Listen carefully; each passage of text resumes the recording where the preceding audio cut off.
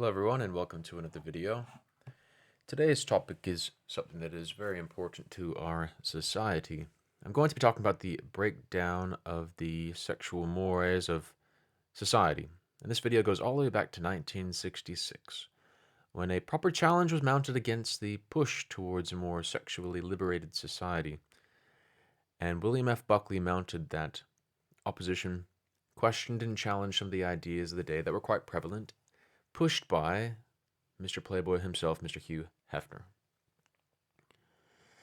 Now, in this video, he's going to make some arguments against some of the ideas that were put forward in Playboy magazine, as Playboy magazine at that time made an attempt to present a new narrative on what was acceptable socially and sexually in society. It was around the time when people were more free with themselves, with their bodies, and what they did. But at that time, there was still more of a sense of duty and obligation to have a responsible approach towards sexuality. So I'll just play a few of these videos here, and I'd like to hear what you think about the defense that was mounted by William F. Buckley at that time, and we can go from there. The facts of life. I know you're interested in facts of life.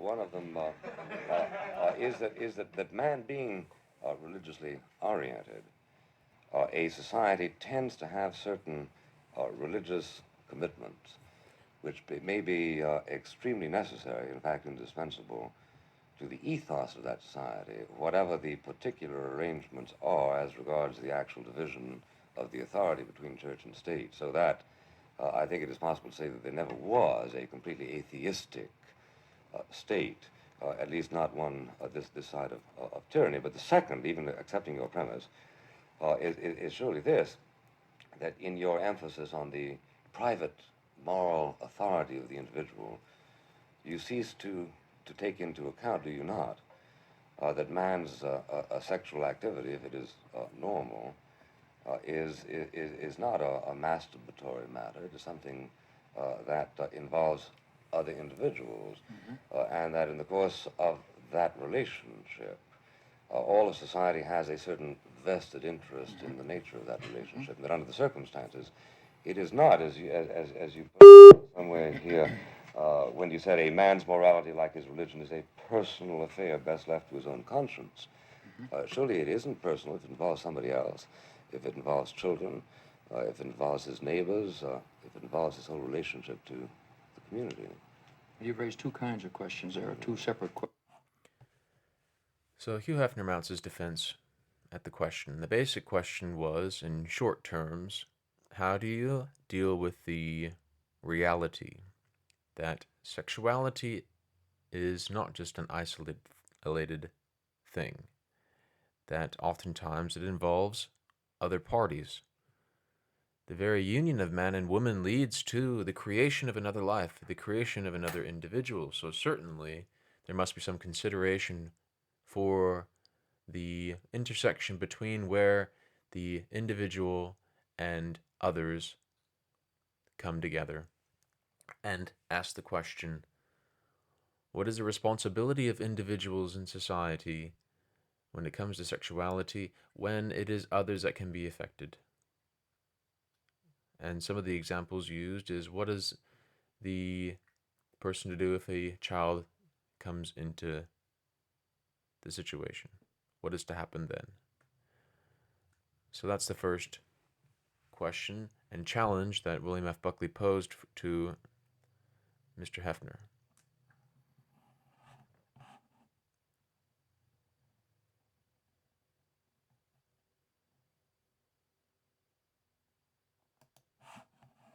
Find divines who are perfectly prepared to agree with you that we ought to have a completely, quote, sex-liberated society.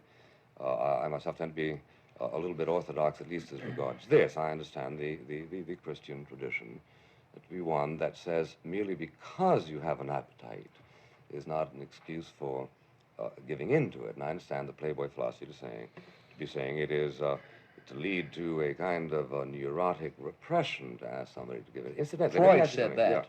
Yeah. Mm? Freud said that. Well, no, he didn't say quite exactly that. Well, because- see, one of the things So just because we have desires or appetites does not mean we necessarily should indulge every single one. But that is not the case that Hugh Hefner makes.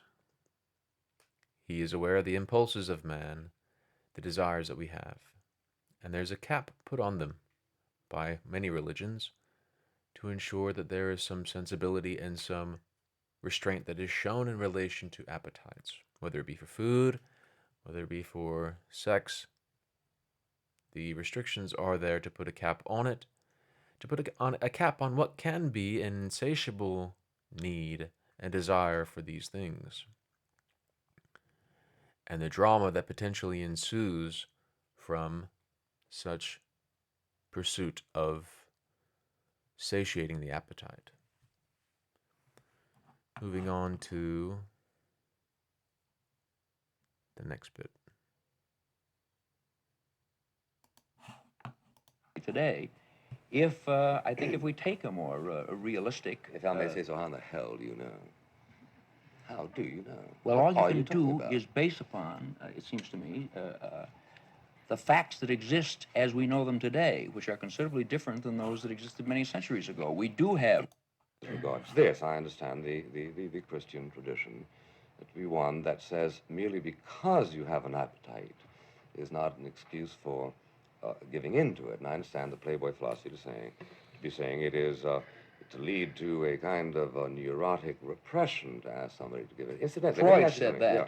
Mm, Freud said that. well, no, he didn't say quite exactly that. Well, because see, one of the things I think the, that's very in the first place, important. he was a very orthodox monogamist. All right, one of the, well, I And think that in we're the more second apt to place, get. What Freud said was understand what it is that you're doing to yourself. We are more apt But to he get. was not a latitudinarian as regards personal behavior. We are more apt to get true monogamy, happy monogamy, something other than the sequential polygamy that we really have in society today. If I think if we take a more realistic, If I may say so, how in the hell do you know? How do you know? well, What all you are can talking do about? is base upon, it seems to me, the facts that exist at. So that's the case that Hugh Hefner's making. We are apt to have a better society if people's desires and whims are met. And the challenge from Mr. Buckley is, how do you know? And I think it's a very good question because, as we can see, since the time that this interview was conducted, 1966, many years ago, are we in a better state? Do we have less hedonism, less debauchery in society? I think not. I think, if anything, things have gotten worse. Perhaps the pendulum has swung too far, further than even Mr. Hugh Hefner would have liked in his time.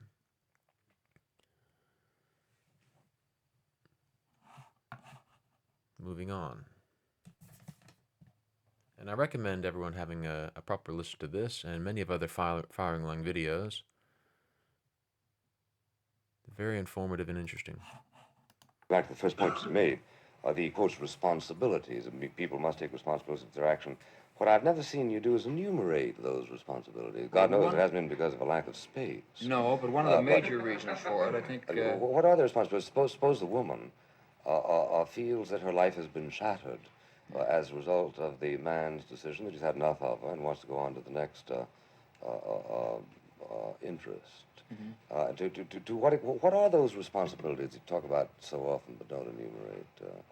The responsibility always to take precautions against the birth of a child, always to take precautions against venereal disease. What are the responsibilities to people, to women? You know, you've been accused by, for instance, Professor DeMott of reducing, quotes, the whole man to his private parts. Yes. And accused by Professor Harvey Cox of really being anti-sexual in the sense that a woman is simply an accessory.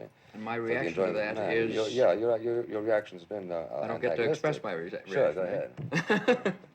My reaction is, of course, that female emancipation is very much related to sexual emancipation, that the two cannot be separated from one another, and that it is our traditional attitude on sex that has placed woman very much in this second-class, non-human role in which chastity has been more important than human welfare.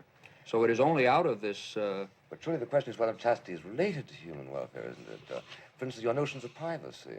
You rush off to say, well, look, after all, God invented the human body, and under the circumstances, you find it grotesque to assume that total exposure is obscene. But what role does privacy play in your life? Is it or is it not true that your photographers ran pictures of Jane Fonda naked without her permission to do so? Hugh Hefner explains the situation that he would not have done that, running a Jane Fonda spread. But the point that Mr. Buckley makes here in this situation is he asks clearly, what are the responsibilities that a person has in relation to sexuality? What is the responsibility of a man who's had enough with the woman that he's with for the night?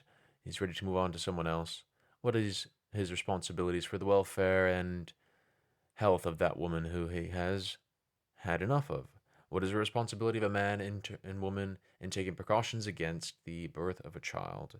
These are very good questions that I think tend to go unanswered when people are making the case for sexual liberation.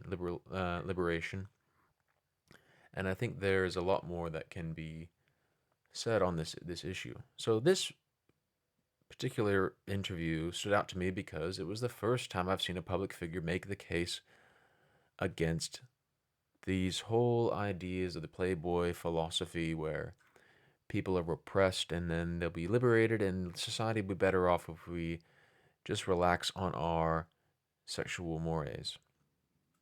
I personally don't agree. And fast forward many years to 2020, and what do we have today? The relative tameness of Playboy at the time compared to the pornography that we have today. I don't think even Hugh Hefner at that time would have imagined what would come in future years as the floodgates were opened for this new genre, or this genre that's been around for a long time, to be shared in the way that it is through media, through the internet. The endless topics and categories of pornography used to titillate and to draw in the listener, to draw in the reader, or to draw in the viewer, and to present to him or to her a fantasy, a vision of sexuality that makes the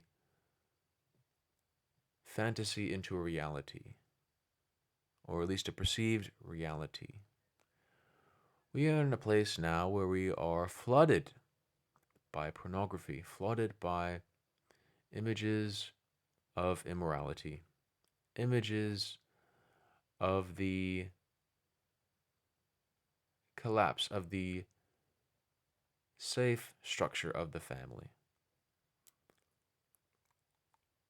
And once again, I appreciate Mr. Buckley for mounting a defense, and I hope that in the future there might be more of a defense made against pornography. We shall see if it comes, but there's serious issues with it that need to be considered for particularly men, and how pornographers use women to create these images, men and women to create these images for the world to consume. I imagine many young people's first sexual encounter or experiences with the screen, with a person they don't know, doing things that they probably won't do themselves, or that most people don't do. Anyway, that's it for today's video. What do you think about this interview? I encourage you to watch it for yourself. Listen to the arguments by William F. Buckley and Hugh Hefner. But this video marks the beginnings of the trend of pornography, the growth of pornography, the acceptance of pornography as it is argued for, a natural thing, for sexual immorality as a more natural thing. And here we are many years later, in the throes of that philosophy. But I hope and imagine there can be a change to a more reserved, a more chaste future, where there is love for monogamy, love for the family, and love for healthy sexuality within the bonds of matrimony with someone that is loved and appreciated and cared for. And the culture of hookups, the culture of immorality and sexual liberation might change. We shall see.